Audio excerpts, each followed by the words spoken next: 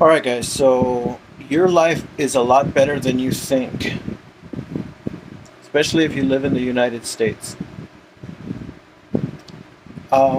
Let's say you're having a Philly cheesesteak, right? And all day long you're seeing people eating cake, you're seeing people eating sushi, you're seeing people eat lobster, you're seeing people, lots, thousands and thousands of people eating better foods than you. Now, Philly cheesesteak is fucking good. If you had a Philly cheesesteak, that's good. But if someone has lobster and sushi and scallops and this huge feast with beer and all that crap, then that's a little bit better. Look like they're having a better time than you, especially when they're around all their friends. So what I'm trying to let you know is that your life is actually a lot better than you think. The only problem is that we are bombarded with social media and we are seeing millions, well probably not millions, but like hundreds of people enjoying their lives every day. People going to like let's say they go to a concert, an event, people going to someplace special, having fun with friends, and they're posting all this crap on social media. So what your mind is seeing is people having lots of fun, and the only thing that you've done all day was you've eaten a Philly cheesesteak, and that's about it. So you're kind of thinking, wow, man, my life is pretty shitty. It's Friday, and I was looking forward to eating this Philly cheesesteak, and I look and there's crowds of people downtown having fun at a car meet, and they're eating all this stuff and enjoying life with all these people. What I'm trying to say is that life is pretty good um, if you stop looking at that stuff.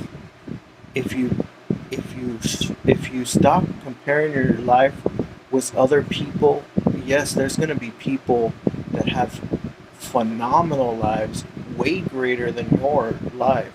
But that doesn't mean you can't have the same exact pleasure. 'Cause there's only about two things your body can feel, and that is pain and pleasure. And pleasure only goes so high. I think if you do a drug like a narcotic like cocaine, that's the highest pleasure you can feel. There's no higher pleasure than that. So, and then it comes with extreme pain afterwards, so it's not worth the pleasure. Some people they get addicted to it, but there's only enough pleasure that your body can feel. So what I'm saying is that the only reason why you feel like your life sucks is because you're comparing it to other people. Every weekend, there's going to be people out at the beach, out at the lakes, out in the river, snowboarding, kayaking, skydiving. Every single fucking weekend, there's going to be people going to clubs, people having fun, people drinking, people partying. But these are all different people. Um, very rarely do you see one person go to the beach every single weekend. If you go to the beach every single weekend, you're gonna get bored pretty damn quick. So what you need to understand is you need to put your perspective correctly and realize what you have, enjoy what you have, and ignore what other people have. Because you can have a decent car. Let's say you have a Honda that's is like a 2005 or less or worse than that. It's beat up and all that stuff, but that car gets you from point A to point B, and you can go places with that car.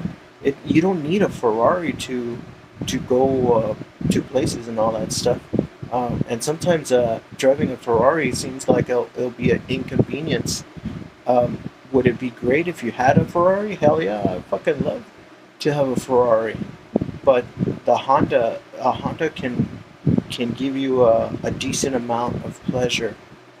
Probably not as much as a Ferrari can, but it has its negatives and its positives. Mostly positives than negative.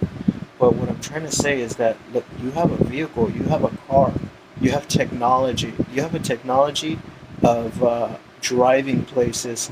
Could you imagine about in the 1800s or 1850s, probably even early 1900s, about 120 years ago, people did not have cars. They did not have automobiles.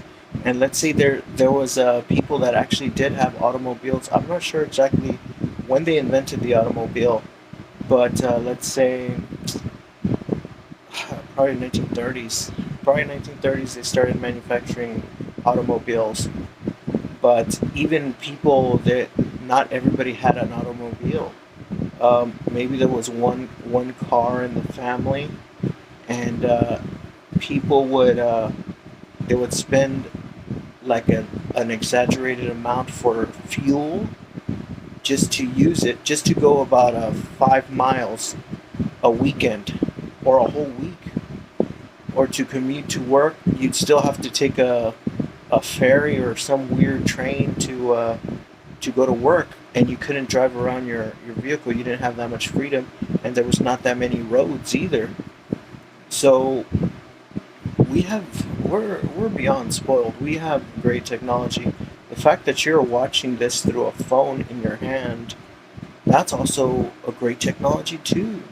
Like shit. Like there is so much crap that we have that is amazing. You just have to remember that life.